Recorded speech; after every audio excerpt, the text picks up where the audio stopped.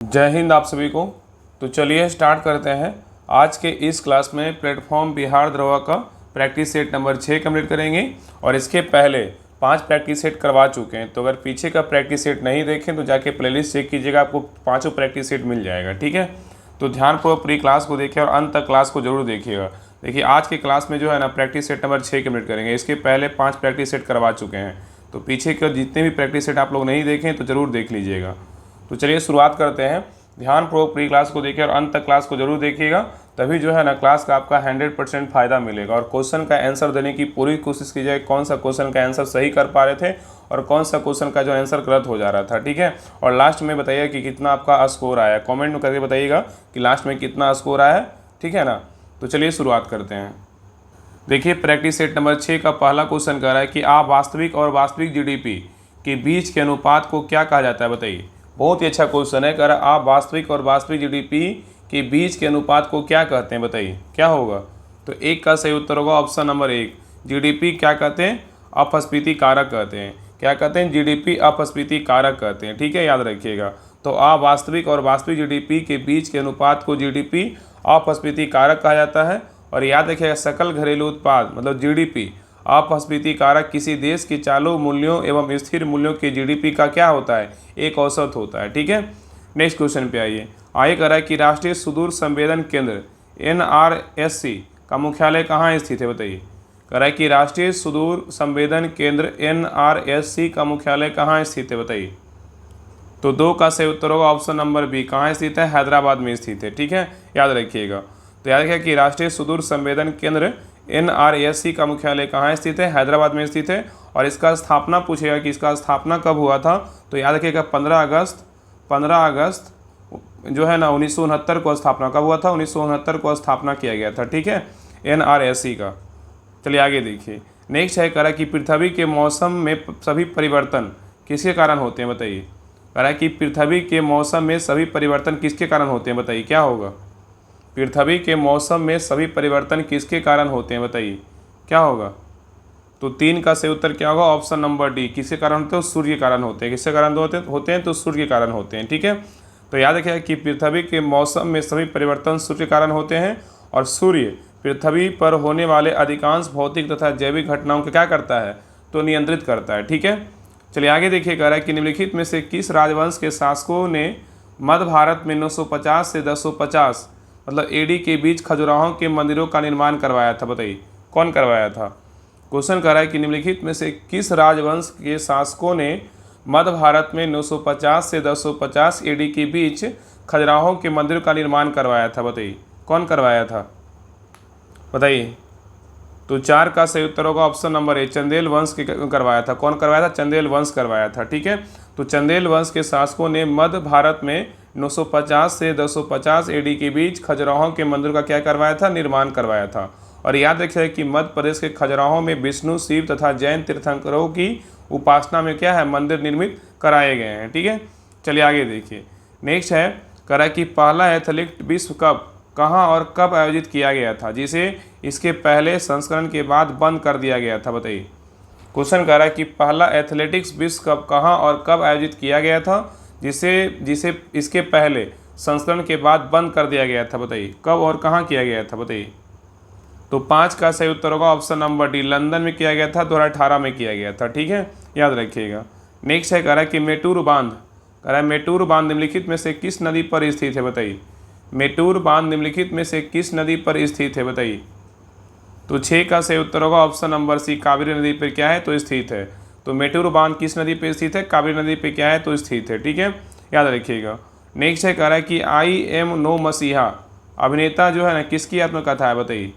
कह रहा है आई एम नो मसीहा जो है ना किस अभिनेता की आत्मकथा है, बताइए क्या होगा। तो 7 का सही उत्तर होगा ऑप्शन नंबर डी। किसका है, तो सोनू सूद का है। किसका है, सोनू सूद का है। नेक्स्ट है कोपेन के अनुसार निम्नलिखित में से कौन सा कोड शुष्क सर्दियों के साथ ठंडी जलवायु क्या करता है, व्यक्त करता है, बताइए। क्वेश्चन कह रहा है कि कोपेन के अनुसार निम्नलिखित में से कौन सा कोड शुष्क सर्दियों के साथ ठंडी जलवायु को क्या करता है, व्यक्त करता है, बताइए। तो 8 का सही उत्तर होगा ऑप्शन नंबर डी। क्या होगा, DW। क्या होगा, DW। तो याद रखिएगा यानी कोपेन के अनुसार DW कोड शुष्क सर्दियों के साथ ठंडी जलवायु क्या करता है, तो व्यक्त करता है। ठीक है, चलिए आगे देखिए, कह रहा है कि जीएनपी, कह रहा है कि जीएनपी के संबंध में निम्न में से कौन सा विकल्प सही पूछा है, बताइए। कह रहा है कि जीएनपी के संबंध में निम्न में से कौन सा विकल्प क्या है, सही है, बताइए। इसमें कौन सा सही होगा? तो 9 का सही उत्तर होगा ऑप्शन नंबर बी। जीएनपी बराबर क्या है? जीडीपी प्लस शेष विश्व में नियोजित उत्पादन के घरेलू कारकों द्वारा अर्जित कारक आय, और माइनस क्या है? घरेलू अर्थव्यवस्था में नियोजित शेष विश्व के उत्पादन कारकों द्वारा क्या है? अर्जित कारक आय है। ठीक है, इसका सही उत्तर क्या होगा? ऑप्शन नंबर बी होगा, याद रखिएगा। चलिए आगे देखिए, नेक्स्ट है, कह निम्नलिखित नदियों में से कौन सी सिंधु नदी प्रणाली की सहायक नदी नहीं है, बताइए। क्वेश्चन कह रहा है कि निम्नलिखित नदियों में से कौन से सिंधु नदी प्रणाली की सहायक नदी नहीं है, बताइए कौन नहीं है। तो 10 का सही उत्तर होगा ऑप्शन नंबर डी, कोसी नहीं है, लेकिन रावी है, ब्यास है, सतलज है। ठीक है, याद रखिएगा। नेक्स्ट है, निम्नलिखित में से गलत कथन की पहचान कीजिए, बताइए। कह रहे निम्नलिखित में से गलत कथन की पहचान कीजिए, बताइए गलत कथन कौन सा है, बताइए। देखिए, पहला कह रहा है कि एक स्वतंत्र रूप से लटका हुआ छड़ चुंबक उत्तर दक्षिण दिशा में क्या करता है? इंगित करता है। बिल्कुल क्या है? सही है, याद रखिएगा। एक स्वतंत्र रूप से लटका हुआ छड़ चुंबक उत्तर दक्षिण दिशा में क्या होता है? इंगित करता है। बिल्कुल क्या है? सही है। और नेक्स्ट है, कई क्षेत्र रेखाएं चुंबकीय क्षेत्र के अंदर किसी दिए गए बिंदु पर प्रतिच्छेदित करती है, ये भी क्या है? तो गलत है। क्या है? सही नहीं है, गलत है। ठीक है, यहाँ पे कह रहा है कई क्षेत्र रेखाएं चुंबकीय क्षेत्र के अंदर किसी दिए गए बिंदु पर प्रतिच्छेदित करती है, क्या है? गलत है। और नेक्स्ट है, किसी छड़ चुंबक के बाहर चुंबकीय क्षेत्र की रेखाओं की दिशा उत्तरी ध्रुव की ओर होती है, ये बिल्कुल क्या है? तो सही है। किसी छड़ चुंबक के बाहर चुंबकीय क्षेत्र रेखाओं की दिशा उत्तरी ध्रुव की ओर होती है, क्या है? सही है। और प्रतिकर्षण चुंबकत्व का क्या है? सुपृष्ठ क्या होता है? परीक्षण है, ये भी क्या है? तो सही है। इसका सही उत्तर क्या होगा? ऑप्शन नंबर बी होगा। बी क्या है? तो गलत है। ठीक है, याद रखिएगा। याद रखिएगा कि चुंबकीय बल रेखाएं काल्पनिक वक्र रेखा होती है जिस पर इकाई ध्रुवीय प्रबलता क्या होती है? गमन करता है, मतलब यूनिट पोल स्ट्रेंथ क्या करता है? मतलब गमन करता है। ठीक है, और याद रखिए चुंबकीय बल रेखाएं चुंबक के बाहर उत्तर से दक्षिण की ओर गमन करता है, जबकि चुंबक के भीतर यह दक्षिण से उत्तर की ओर गमन करता है। ठीक है, इसका सही उत्तर क्या होगा? तो ऑप्शन नंबर बी क्या है? तो गलत है। चलिए आगे देखिए, नेक्स्ट है, कह रहा है कि सूर्य से आने वाली किरणें वायुमंडल द्वारा अपवर्तित होती है, इसके कारण आभासी सूर्योदय वास्तविक सूर्योदय से लगभग कितने मिनट पहले या बाद में होता है, बताइए। क्वेश्चन कह रहा है कि सूर्य से आने वाली किरणें वायुमंडल द्वारा अपवर्तित होती है, इसके कारण आभासी सूर्योदय वास्तविक सूर्योदय से लगभग कितने मिनट पहले या बाद में होता है, बताइए। तो 12 का सही उत्तर होगा ऑप्शन नंबर डी, 2 मिनट पहले। क्या होगा? 2 मिनट पहले। तो याद रखिए कि सूर्य से आने वाली किरणें वायुमंडल द्वारा अपवर्तित होती है और इसके कारण आभासी सूर्योदय वास्तविक सूर्योदय से लगभग 2 मिनट क्या होता है? पहले होता है। ठीक है, याद रखिएगा। और सूर्योदय एवं सूर्यास्त में अपवर्तन के प्रभाव के कारण दिन के समय में 4 मिनट का अंतर क्या होता है? उत्पन्न हो जाता है, याद रखिएगा। चलिए आगे देखिए, कह रहा है एक ताप्तदीप्त, कह रहा है एक ताप्तदीप्त बल्ब का फिलामेंट बनाने हेतु सर्वाधिक उपयुक्त पदार्थ क्या है, बताइए। कह रहा है एक ताप्तदीप्त बल्ब का फिलामेंट बनाने हेतु सर्वाधिक उपयुक्त पदार्थ क्या है, बताइए।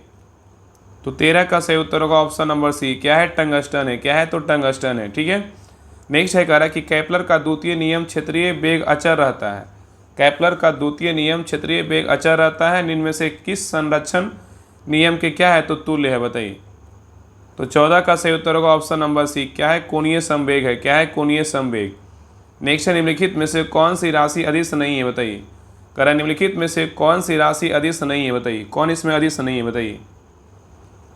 तो 15 का सही उत्तर क्या होगा? ऑप्शन नंबर बी, विस्थापन क्या है? अदिश राशि नहीं है, लेकिन दूरी अदिश राशि है, चाल अदिश राशि है, समय क्या है? तो अदिश राशि है। ठीक है, तो याद रखिए विस्थापन क्या है? तो अदिश राशि नहीं है। ठीक है, अदिश राशि का केवल क्या होता है? परिणाम होता है, इसमें दिशा नहीं होता है। ठीक है, क्वेश्चन पूछे अदिश राशि किसे कहते हैं? तो अदिश राशि उसे का जिसमें केवल क्या होता है? परिमाण होता है, लेकिन दिशा नहीं होता है। ठीक है, चलिए आगे देखिए, नेक्स्ट है, कह रहा है कि भारतीय खिलाड़ियों के दल ने पेरिस पैरालंपिक 2024 खेलों में कितने स्वर्ण पदक जीते हैं, बताइए। क्वेश्चन कर रहा है कि भारतीय खिलाड़ियों के दल ने पेरिस पैरालंपिक 2024 खेलों में कितने स्वर्ण पदक जीते हैं, बताइए। क्या होगा? तो 16 का सही उत्तर होगा ऑप्शन नंबर सी, कितने जीते हैं? तो 7 जीते हैं। कितने जीते हैं? तो 7 जीते हैं। ठीक है, याद रखिएगा। तो भारतीय खिलाड़ियों ने दल ने पेरिस पैरालंपिक में 7 स्वर्ण पदक जीते हैं और भारत ने 2024 पेरिस पैरालंपिक में 84 सदस्यीय पैरा एथलीट टीम भेजा गया था और इसमें भारतीय दल ने कुल जो है ना 29 पदक, मतलब 7 स्वर्ण, 9 रजत और 13 क्या है? तो कांस्य पदक जीते थे। ठीक है, और पेरिस पैरालंपिक में 2024 में पदक तालिका में भारत कितने स्थान पर रहा था? 18वें स्थान पर रहा था। चलिए आगे देखिए, नेक्स्ट है, sport star focus Bihar conclave 2025 में किसे अनसंग हीरो पुरस्कार से सम्मानित किया गया, बताइए। क्वेश्चन कर रहा है कि sport star focus Bihar conclave 2025 में किसे अनसंग हीरो पुरस्कार से सम्मानित किया गया है, बताइए। तो 17 का सही उत्तर क्या होगा? Option number A, Jayaprakash Singh को जो है ना सम्मानित किया गया है। ठीक है, नेक्स्ट है कह रहा है कि कार्बी युवा महोत्सव का आयोजन कहाँ किया गया है, बताइए। कार्बी युवा महोत्सव का आयोजन कहाँ किया गया है, बताइए। तो 18 का सही उत्तर होगा ऑप्शन नंबर सी, असम में किया गया है। कहाँ किया गया है? असम में किया गया है। नेक्स्ट है अगस्त 1907 में मैडम भीखाजी कामा विदेशी धरती पर भारतीय ध्वज फहराने वाली पहली व्यक्ति बनी। उन्होंने जो है ना किस देश में भारतीय ध्वज फहराया था, बताइए। करा अगस्त 1907 में मैडम भीखाजी कामा विदेशी धरती पर भारतीय ध्वज फहराने वाली पहली व्यक्ति बनी। उन्होंने किस देश में भारतीय ध्वज फहराया था, बताइए। तो 19 का सही उत्तर होगा ऑप्शन नंबर बी, कहाँ फहराया था? जर्मनी में फहराया था। तो याद रखें कि अगस्त 1907 में मैडम भीखाजी कामा विदेशी धरती पर भारतीय ध्वज फहराने वाली पहली व्यक्ति बनी। उन्होंने जर्मनी में क्या है? भारतीय ध्वज फहराया था। ठीक है, याद रखिएगा। चलिए आगे देखिए, कह रहा है कि बहमनी सल्तनत की स्थापना निम्नलिखित में से किस नेता ने की थी, बताइए। बहमनी सल्तनत की स्थापना निम्नलिखित में से किस नेता ने की थी, बताइए।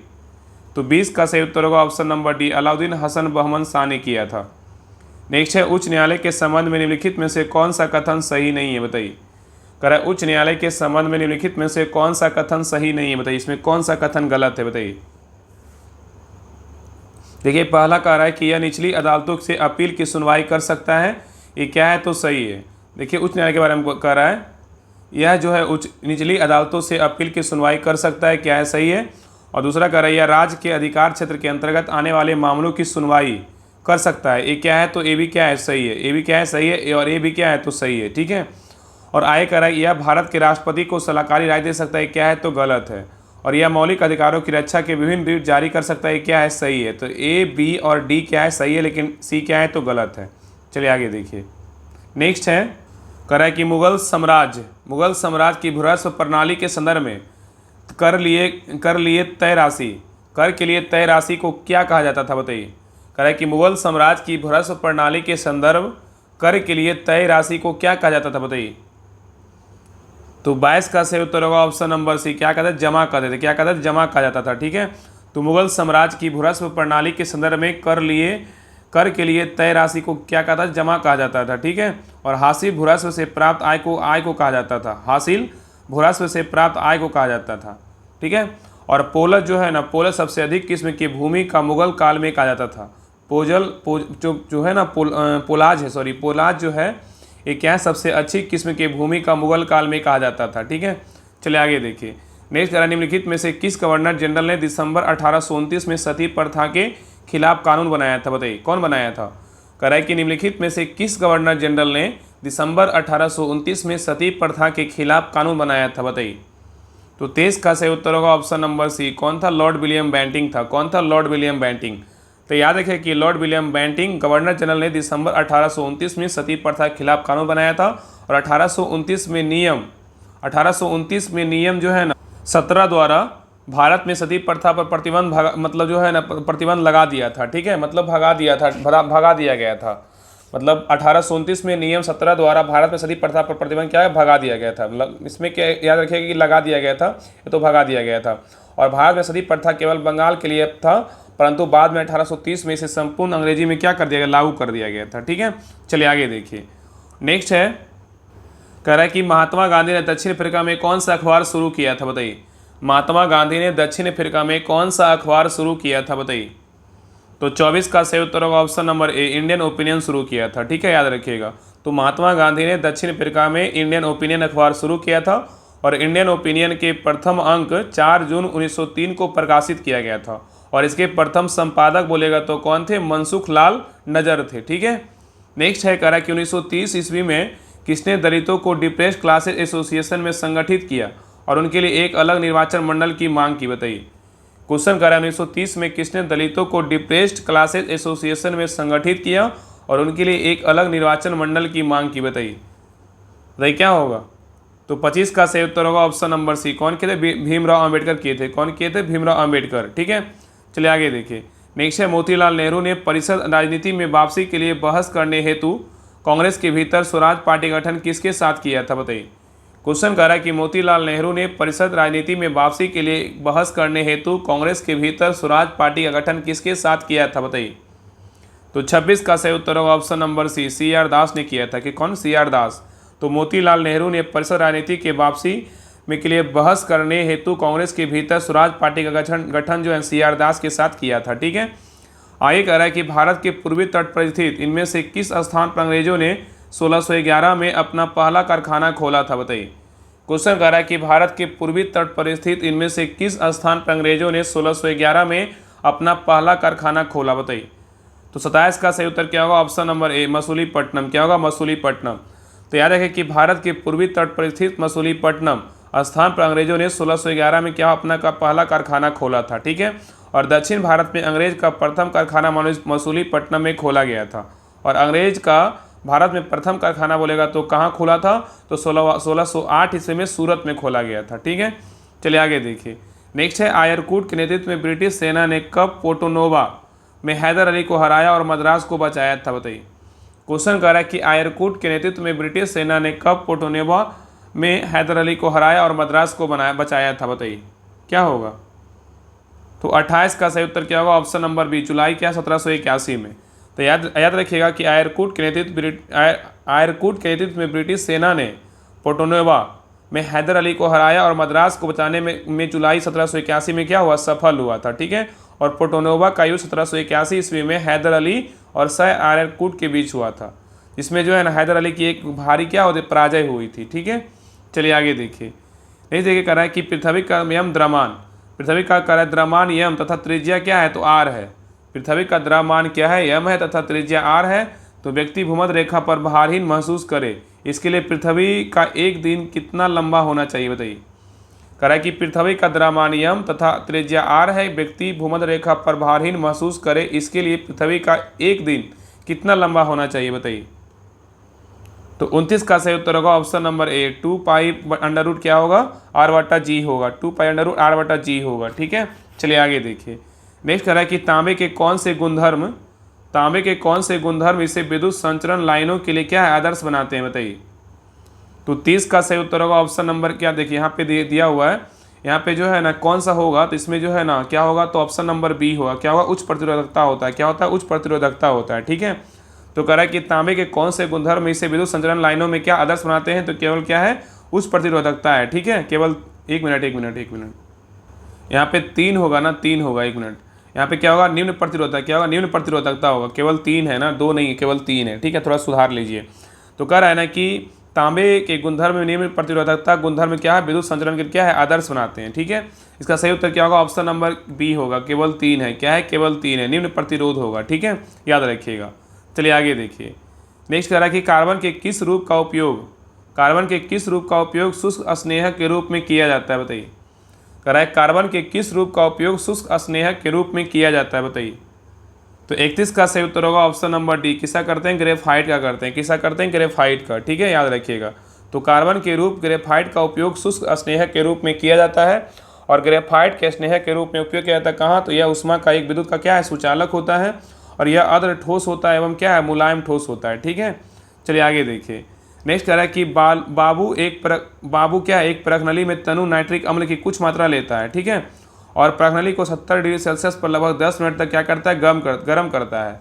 तो नाइट्रिक अम्ल के पीएच इसका क्या प्रभाव पड़ेगा? बताइए। कह रहा है बाबू एक प्रखनली में तनु नाइट्रिक अम्ल की कुछ मात्रा लेता है और कह रहा है कि प्रखनली को 70 डिग्री सेल्सियस पर लगभग 10 मिनट तक क्या करता है? गर्म करता है। तो नाइट्रिक अम्ल के पीएच पर इसका क्या प्रभाव पड़ेगा? बताइए। तो 32 का सही उत्तर होगा ऑप्शन नंबर सी। क्या होगा? तो घटेगा। क्या होगा? तो घटेगा। ठीक है। चलिए आगे देखिए। आगे कह रहा है इस्पात को रक्त तप्त ताप से निम्न ताप पर गर्म करके धीरे धीरे ठंडा करने पर प्रक्रम कहलाता है। बताइए क्या? कह रहा है इस्पात को रक्त तप्त ताप से निम्न ताप पर गर्म करके धीरे धीरे ठंडा करने पर प्रक्रम कहलाता है। क्या? बताइए। तो 33 का सही उत्तर क्या होगा? ऑप्शन नंबर बी, एनीलीकरण कहलाता है। क्या कहलाता है? एनीलीकरण कहलाता है। ठीक है। याद रखिएगा। नेक्स्ट है कह रहा है कि महाराष्ट्र की पहली पुलिस निदेशक किन्हें नियुक्त किया गया? बताइए।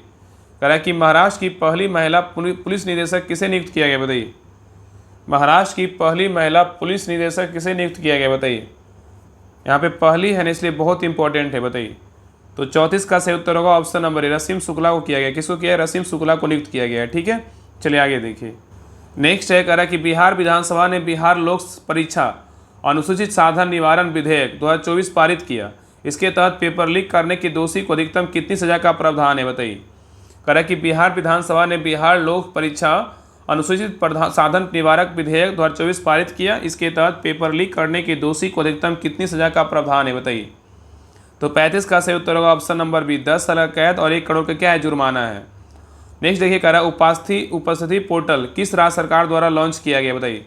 उपस्थिति पोर्टल किस राज्य सरकार द्वारा लॉन्च किया गया, बताइए। तो 36 का सही उत्तर क्या होगा, ऑप्शन नंबर ए, झारखंड सरकार के द्वारा किया गया, लॉन्च किया गया है, ठीक है। नेक्स्ट है मदद ए मास मुगल प्रशासन में किससे संबंधित था, बताइए। मदद ए मास मुगल प्रशासन में किससे संबंधित था, बताइए। तो 37 का सही उत्तर क्या होगा, ऑप्शन नंबर बी, विद्वानों को दी जाने वाली राष्ट्र क्या है, मुक्त भूमि, ठीक है, याद रखिएगा। नेक्स्ट है क्रिस्टोफर कोलंबस 1492 में अमेरिका का महान खोजकर्ता किस देश द्वारा वित्त पोषित किया गया था, बताइए। क्वेश्चन करा क्रिस्टोफर कोलंबस 1492 में अमेरिका का महान खोजकर्ता किस देश द्वारा वित्त पोषित किया गया था, बताइए। तो 38 का सही उत्तर होगा ऑप्शन नंबर सी, स्पेन के द्वारा। किसके द्वारा, स्पेन के द्वारा, ठीक है। तो याद है क्रिस्टोफर कोलंबस 1492 ईस्वी में अमेरिका का महान खोजकर्ता स्पेन द्वारा क्या किया गया, वित्त पोषित किया गया था, ठीक है। और क्रिस्टोफर कोलंबस को नई दुनिया का खोजकर्ता कहा जाता है। और क्रिस्टोफर कोलंबस ने अमेरिका के लिए समुद्री मार्ग की खोज की थी। और क्रिस्टोफर कोलंबस इटली के जो है ना रहने वाले थे, ठीक है। चलिए आगे देखिए। नेक्स्ट है भारतीय स्वतंत्रता संग्राम के काल के संदर्भ में इंडियन स्टैट्यूटरी कमीशन को आमतौर पर किस नाम से जाना जाता है, बताइए। क्वेश्चन कर रहा है कि भारतीय स्वतंत्रता संग्राम के काल के संदर्भ में इंडियन स्टैट्यूटरी कमीशन को आमतौर पर किस नाम से जाना जाता है, बताइए। तो 39 का सही उत्तर क्या होगा, ऑप्शन नंबर डी, क्या होगा, साइमन कमीशन। क्या होगा, साइमन कमीशन के नाम से क्या है, जानते हैं, ठीक है। नेक्स्ट है फ्रांसीसी क्रांति के समय फ्रांस का शासक कौन था, बताइए। फ्रांसीसी क्रांति के समय फ्रांस का शासक कौन था, बताइए। तो 40 का सही उत्तर होगा ऑप्शन नंबर ए, लुइस वालामा था। कौन था, लुइस वालामा था, ठीक है, याद रखिएगा। नेक्स्ट है कह रहा है कि मोहनजोदड़ो से प्राप्त नर्तकी की मूर्ति किस धातु से बनी है, बताइए। मोहनजोदड़ो से प्राप्त नर्तकी की मूर्ति किस धातु से बनी थी, बताइए। तो 41 का सही उत्तर होगा ऑप्शन नंबर सी, क्या हो, कांसा से बना हुआ था। किससे बना हुआ था, कांसा से बना हुआ था, ठीक है। तो मोहनजोदड़ो से प्राप्त नर्तकी की मूर्ति कांस धातु से बनी थी। और मोहनजोदड़ो क्या है, सिंधु घाटी की क्या है, एक सभ्यता क्या है, एक स्थल है, ठीक है। और याद रखिए कि मोहनजोदड़ो से प्राप्त नर्तकी की मूर्ति की ऊंचाई कितनी, 10.5 सेंटीमीटर है, ठीक है। चलिए आगे देखिए, कह रहा किराता जूनियम किसने लिखा था, बताइए। किराता जूनियम किसने लिखा है, बताइए। तो 42 का सही उत्तर होगा ऑप्शन नंबर डी, भारवी लिखा है। कौन लिखा है, भारवी लिखा है, ठीक है। नेक्स्ट है स्वतंत्रता के समय भारत की लगभग कितने प्रतिशत जनसंख्या कृषि पर निर्भर थी, बताइए। स्वतंत्रता के समय भारत की लगभग कितने प्रतिशत जनसंख्या कृषि पर निर्भर थी, बताइए। तो 43 का सही उत्तर क्या होगा, ऑप्शन नंबर सी, 75। कितने, 75%, ठीक है। चलिए आगे देखिए, कह रहा है कि निम्न में से कौन सी नदी कर्क रेखा को 2 बार काटती है, बताइए। कह रहा निम्नलिखित में से कौन सी नदी कर्क रेखा को 2 बार काटती है, बताइए। तो 44 का सही उत्तर क्या होगा, ऑप्शन नंबर डी, कौन सी नदी है, तो माही नदी है। कौन सी नदी है, माही नदी, ठीक है। नेक्स्ट है रायसीना हिल कहाँ स्थित है, बताइए। रायसीना हिल कहाँ स्थित है, बताइए। रायसीना हिल कहाँ स्थित है, बताइए। तो 45 का सही उत्तर होगा ऑप्शन नंबर सी, यह राष्ट्रपति भवन वाले स्थान पर क्या है, स्थित है। तो रायसीना हिल कहाँ स्थित है, तो यह राष्ट्रपति भवन वाले स्थान पर क्या है, तो स्थित है, ठीक है। चलिए आगे देखिए। नेक्स्ट है चिली और पेरू। कह रहा है कि चिली और पेरू के तट पर बहने वाली ठंडी धारा को क्या कहते हैं, बताइए। चिली और पेरू तट पर बहने वाली ठंडी धारा क्या कहलाती है, बताइए, या तो क्या कहते हैं, बताइए। तो 46 का सही उत्तर होगा ऑप्शन नंबर सी, क्या कहलाता है, हम्बोल्ट कहलाता है। क्या कहलाता है, हम्बोल्ट कहलाता है, ठीक है। नहीं देखिए, कह रहा निम्न कथनों पर विचार कीजिए। कह रहा निम्न कथनों पर विचार कीजिए, इसमें उपयुक्त में से कौन सा कथन सही है, बताइए। इसमें कौन सा कथन सही है, बताइए।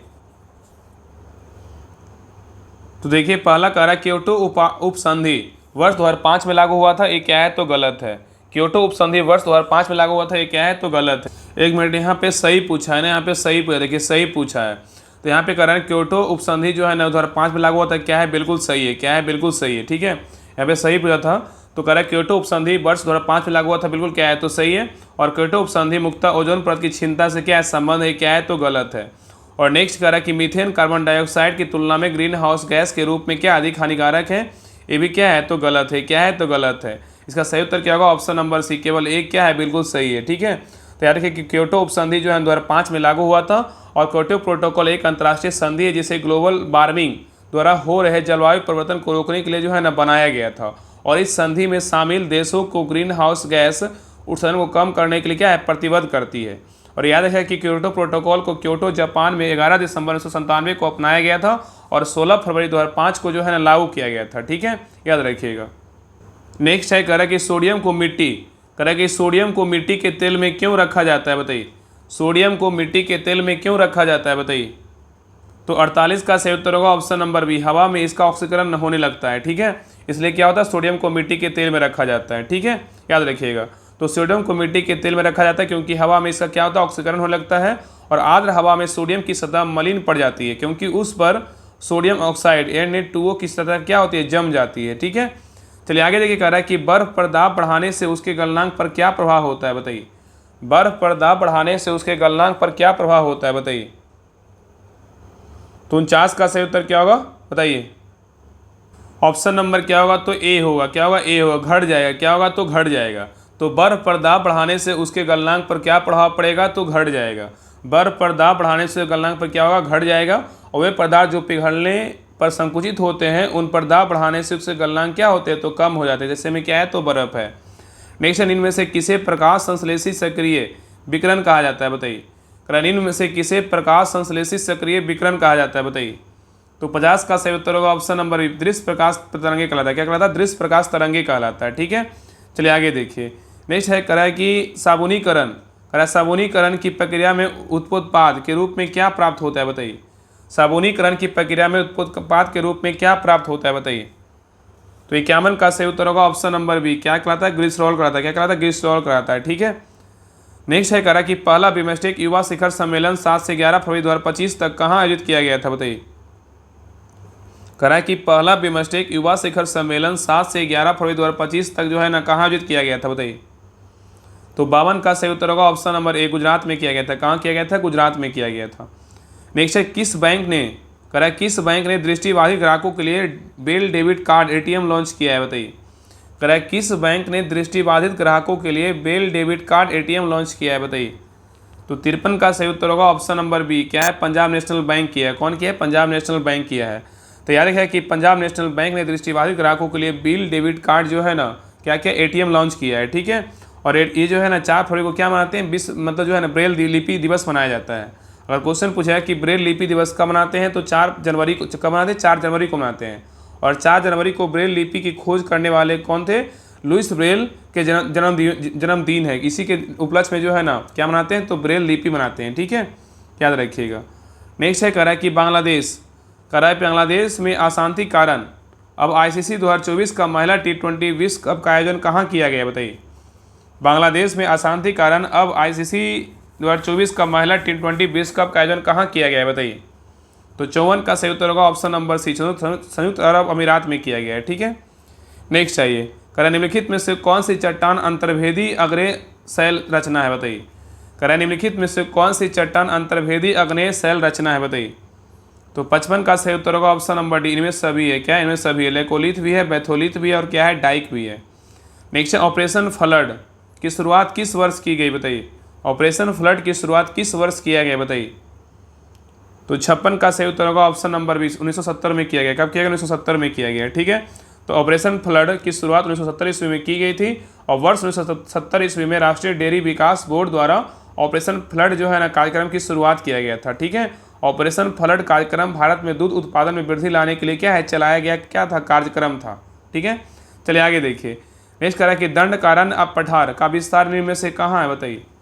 दंड कारण पठार का विस्तार निम्न में से कहाँ है, बताइए। तो 57 का सही उत्तर होगा option number D, Bihar Jharkhand में। कहाँ है, बिहार झारखंड में है। तो दंड कारण पठार का विस्तार उड़ीसा, छत्तीसगढ़, आंध्र प्रदेश, तेलंगाना एवं महाराष्ट्र के राज्य के कुछ में क्या है, तो विस्तृत है। ठीक है, याद रखिएगा। 1 मिनट यहाँ पर आंसर ना सुधार लीजिए। यहाँ पे जो है ना विस्तार कहाँ है, यहाँ पे नहीं कर लीजिए, कहाँ नहीं है। ठीक है, यहाँ पे कहाँ नहीं है, तब इसका सही उत्तर क्या होगा, ऑप्शन नंबर डी होगा। लेकिन उड़ीसा, छत्तीसगढ़, आंध्र प्रदेश, तेलंगाना और महाराष्ट्र में ना है। ठीक है, इसका सही उत्तर डी होगा। तब डी तब होगा जब नहीं होगा तब होगा। ठीक है, यहाँ पे नहीं कर लीजिए। दंड कारण पठार का विस्तार निम्न में से कहाँ नहीं है, तो बिहार झारखंड में नहीं है, लेकिन उड़ीसा, छत्तीसगढ़, आंध्र प्रदेश एवं तेलंगाना, महाराष्ट्र में क्या है, तो बिल्कुल है। ठीक है, इसका सही उत्तर ऑप्शन नंबर डी होगा, लेकिन यहाँ पे नहीं करना पड़ेगा। चलिए आगे देखिए। नेक्स्ट है कह रहा कि पश्चिम बंगाल के साथ बिहार के कितने जिलों की सीमा मिलती है, बताइए। करा कि पश्चिम बंगाल के साथ बिहार के कितने जिलों की सीमा मिलती है बताइए। तो 58 का सही उत्तर होगा ऑप्शन नंबर सी, कितने 3 जिलों से मिलती है। कितने जिलों से मिलती है? 3 जिलों से मिलती है। ठीक है, तो पश्चिम बंगाल के साथ बिहार के कुल 3 जिलों की सीमा मिलती है। और याद रखेगा कि पश्चिम बंगाल के साथ बिहार के कुल जो 3 जिला है ना, कौन कौन है? किशनगंज है, पूर्णिया और एवं कोई क्या है तो कटिहार से सीमा मिलती है। ठीक है, चलिए आगे देखिए। नेक्स्ट है, कह रहा है दक्षिण अफ्रीका देश की सीमा निम्न में से किन देशों से मिलती है बताइए। कह रहा है कि दक्षिण अफ्रीका देश की सीमा निम्न में से किन देशों से मिलती है बताइए। तो 59 का सही उत्तर होगा ऑप्शन नंबर बी, क्या है? नामीबिया और क्या है? बोत्सवाना होगा। ठीक है, तो दक्षिण अफ्रीका देश की सीमा किन 2 देशों से मिलती है? तो नामीबिया और जो है ना बोत्सवाना से मिलता है। ठीक है, याद रखिएगा। दक्षिण अफ्रीका देश की सीमा जो है नामीबिया, बोत्सवाना, जिम्बाब्वे, मोजाम्बिक, इस्तानिया मतलब पूर्वी स्विट्जरलैंड और लेसोथो देशों से क्या होती मिलती, इन सभी देशों से ना इसका मिलता है सीमा। ठीक है, याद रखिएगा। और दक्षिण अफ्रीका देश अफ्रीका महादेश का क्या है? सबसे दक्षिणी देश है। और दक्षिण अफ्रीका देश के पश्चिम, दक्षिण, पूर्व में अटलांटिक एवं क्या है? हिंद महासागर का क्या है? विस्तार है। ठीक है, तो इसका सही उत्तर क्या होगा? ऑप्शन नंबर बी होगा। चलिए आगे देखिए, कह रहा है कि भारतीय संविधान के मूल लेख में कितने अनुच्छेद थे बताइए। यहाँ पे क्वेश्चन कर रहा है कि भारतीय संविधान में मूल लेख में कितने अनुच्छेद थे बताइए। तो 60 का सही उत्तर होगा ऑप्शन नंबर 395 क्या थे? अनुच्छेद थे। नेक्स्ट है, स्वतंत्रता के बाद भारत की संविधान सभा के अध्यक्ष कौन थे बताइए।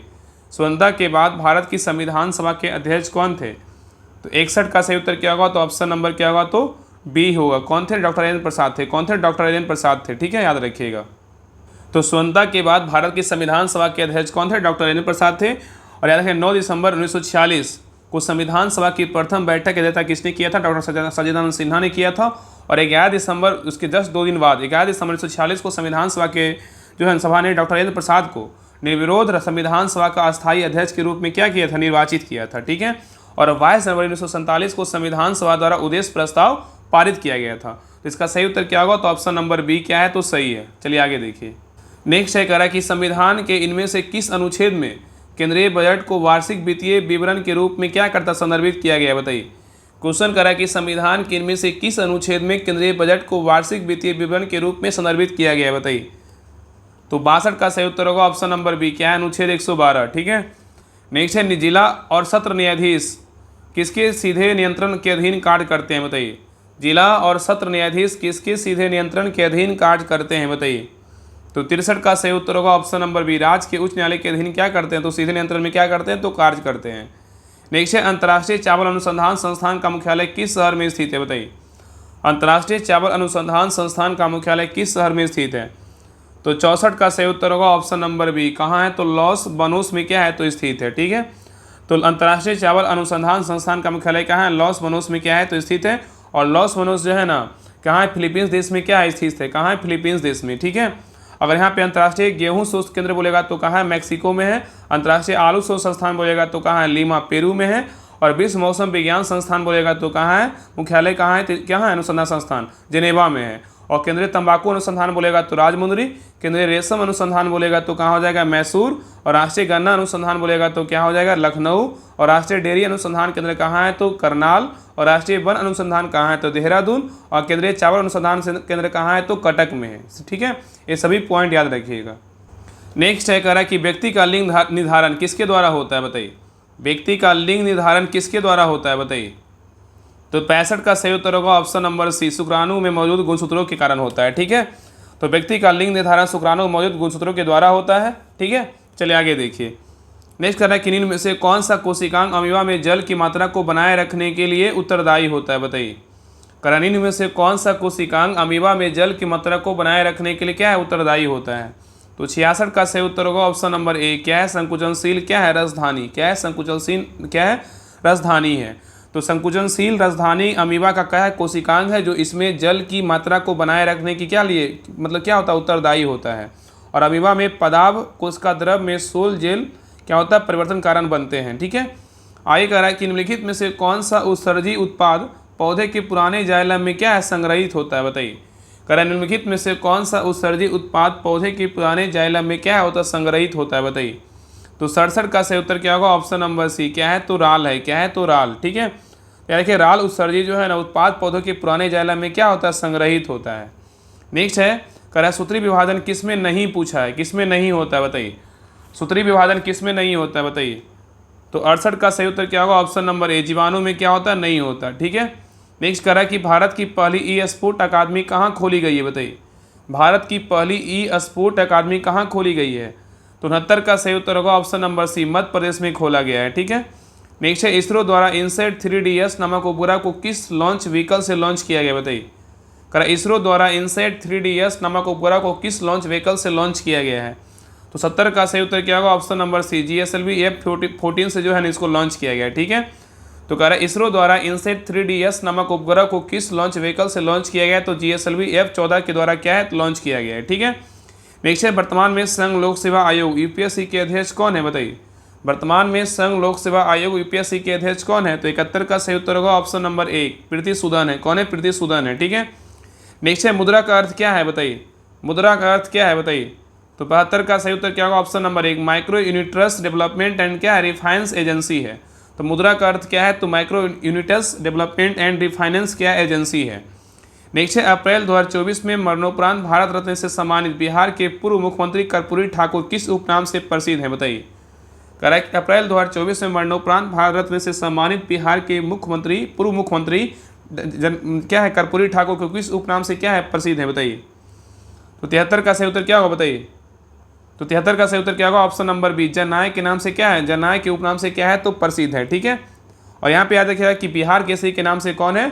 तो डॉक्टर श्री कृष्ण सिंह है। और बिहार विभूति के नाम से कौन है? किनका उपनाम है? किनका है? तो डॉक्टर अनुग्रह नारायण सिंह का है। और लोकनायक बोलेगा तो जयप्रकाश नारायण है। और देश रत्न बोलेगा तो कौन है? डॉक्टर राजेंद्र प्रसाद का उपनाम है। ठीक है। चलिए आगे देखिए। नेक्स्ट है, कह रहे हैं निम्नलिखित ऐतिहासिक घटनाओं को कालानुक्रमिक रूप से पहले के बाद में क्रम में लगाइए। इसमें कौन सा क्रम में होगा? बताइए। तो देखिए, पहला देखिए, मॉन्टेग्यू चेम्सफोर्ड सुधार मार्च कब हुआ था? बताइए, मॉन्टेग्यू चेम्सफोर्ड सुधार मार्च कब हुआ था? याद रखिएगा कब हुआ था? मार्च 1919 में हुआ था। कब हुआ था? मार्च 1919 में हुआ था। ठीक है। और लखनऊ समझौता कब हुआ था? 1916 में हुआ था। कब हुआ था? 1916 में हुआ था। याद रखिएगा। ठीक है। और खिलाफत आंदोलन कब हुआ था?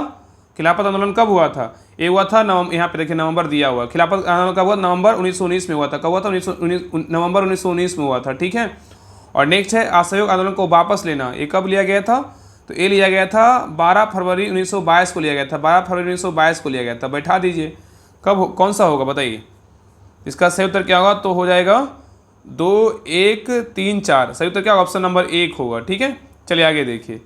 नेक्स्ट कह रहा है, किस भारतीय राज्य की मुख्य भूमि की तटरेखा सबसे लंबी है? बताइए। कह रहा है, किस भारतीय राज्य की मुख्य भूमि की तटरेखा सबसे लंबी है? किसकी है?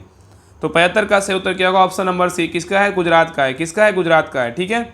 नेक्स्ट है, निम्नलिखित में से कौन सा राज्य पूर्वोत्तर भारत के 7 सिस्टर राज्यों का सदस्य नहीं है? 7 सिस्टर राज्यों का सदस्य नहीं है। बताइए, कौन नहीं है? बताइए।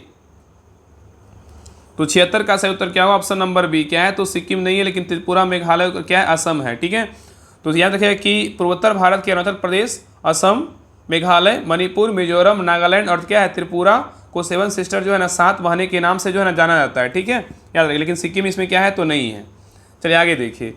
नेक्स्ट है, निम्नलिखित भारतीय राष्ट्रपतियों के नामों को उनके कार्यकाल के अनुसार अवरोही क्रम में क्या है? व्यवस्थित करें। बताइए। अवरोही क्रम में बोल रहा है। बताइए, व्यवस्थित करना है। बताइए कौन कौन होंगे? बताइए। देखिए, पहला इसमें क्या है? फरुखुद्दीन अली अहमद। इनका कितना था टाइम पीरियड? तो फरुखुद्दीन अली अहमद का था 1974 से क्या था? 1974 से था 1974 से 1977 था। कितना? 1974 से 1977 था। और नेक्स्ट नीलम संजीव रेड्डी। नीलम संजीव रेड्डी कितना था? 1982 से 1982 से जो है 1982 से कितना? 87 तक था। ठीक है। और डॉक्टर जाकिर हुसैन का कितना था? तो डॉक्टर जाकिर हुसैन का था 1967 से कितना था? 69 था। कितना था? 69 था। ठीक है। और याद रखिएगा कि ज्ञानी जैल सिंह का कितना था? तो ज्ञानी जैल सिंह का जो टाइम पीरियड था कितना था? तो 1982 से 1987 था। एक मिनट, नीलम संजीव रेड्डी का जो है यहाँ पे गलत है। यहाँ पे नीलम संजीव रेड्डी का हो जाएगा कितना? तो 1977 से 1977 से कितना हो जाएगा? 1982 हो जाएगा। ठीक है। बैठा दीजिए। तो क्या हो जाएगा? इसका सही उत्तर हो जाएगा ऑप्शन नंबर क्या हो जाएगा? तो 4, 2, 1, 3 क्या होगा? 4, 2 ऑप्शन नंबर क्या होगा? तो सी होगा। ठीक है। याद रखिएगा। चलिए आगे देखिए। नेक्स्ट कह रहा है कि भारत के राष्ट्रीय ध्वज का डिजाइन किसने तैयार किया था? बताइए। कह रहा है कि भारत के राष्ट्रीय ध्वज का डिजाइन किसने तैयार किया था? तो 78 का सही उत्तर होगा ऑप्शन नंबर सी, पिंगली वेंकैया किया था। नेक्स्ट है, भारत में एकीकृत बाल विकास सेवा का आरंभ किस वर्ष में किया गया था? बताइए। भारत में एकीकृत बाल विकास सेवा का आरंभ किस वर्ष में किया गया था? तो 79 का सही उत्तर होगा ऑप्शन नंबर सी, 1975 में किया गया था। ठीक है। नेक्स्ट है, कह रहा है कि 1940 में पटना महिला महाविद्यालय की स्थापना निम्नलिखित में से किस समाज द्वारा की गई थी? 1940 में पटना महिला महाविद्यालय की स्थापना निम्नलिखित में से किस समाज द्वारा किया गया था? तो 80 का सही उत्तर होगा option number C, sister of the Apostolic Carmel के द्वारा किया गया था। नेक्स्ट, निम्नलिखित में से भारतीय राष्ट्रीय कांग्रेस के किस अधिवेशन में पहली बार मौलिक अधिकारों से संबंधित प्रस्ताव पारित किए गए थे? बताइए। निम्नलिखित में से भारतीय राष्ट्रीय कांग्रेस के किस अधिवेशन में पहली बार मौलिक अधिकारों से संबंधित प्रस्ताव पारित किए गए थे? बताइए क्या होगा? तो 81 का सही उत्तर होगा ऑप्शन नंबर ए। क्या है? कराची अधिवेशन क्या था? 1931 था। ठीक है। नेक्स्ट है, कुपोषण में सबसे अधिक किस पोषक पदार्थ की कमी होती है? बताइए। कुपोषण में सबसे अधिक किस पोषक पदार्थ की कमी होती है? तो 82 का सही उत्तर क्या होगा? Option number D. किसकी होती है? तो प्रोटीन की होती है। नेक्स्ट है, मानव रक्त में सबसे बड़ी कणिकाएं कौन सी है? बताइए। मानव रक्त में सबसे बड़ी कणिकाएं कौन सी है? तो 83 का सही उत्तर होगा ऑप्शन नंबर डी, श्वेत कोशिकाएं हैं। क्या है? श्वेत कोशिकाएं हैं। ठीक है। नेक्स्ट है, एक अविभाजित कोशिका में डीएनए के भाग के रूप में क्या मौजूद रहता है? बताइए। एक अविभाजित कोशिका में डीएनए के भाग में के रूप में क्या मौजूद रहता है? बताइए। तो 84 का सही उत्तर क्या होगा? ऑप्शन नंबर डी, क्रोमेटिन पदार्थ मौजूद रहता है। ठीक है। नेक्स्ट है, विश्व प्रेस स्वतंत्रता सूचकांक 2024 में भारत किस स्थान पर है? बताइए। विश्व प्रेस स्वतंत्रता सूचकांक 2024 में भारत किस स्थान पर है? बताइए। तो 85 का सही उत्तर होगा ऑप्शन नंबर बी, 159वां स्थान पे है। कितने नंबर पे? 159वां स्थान पे है। ठीक है। और विश्व प्रेस स्वतंत्रता दिवस कब मनाते हैं? तो 3 मई को मनाते हैं। कब मनाते हैं? 3 मई को। ठीक है, याद रखिएगा। नेक्स्ट है, कह रहा कि बिहार के पहले खेल विश्वविद्यालय कहाँ स्थापित किया गया? बताइए।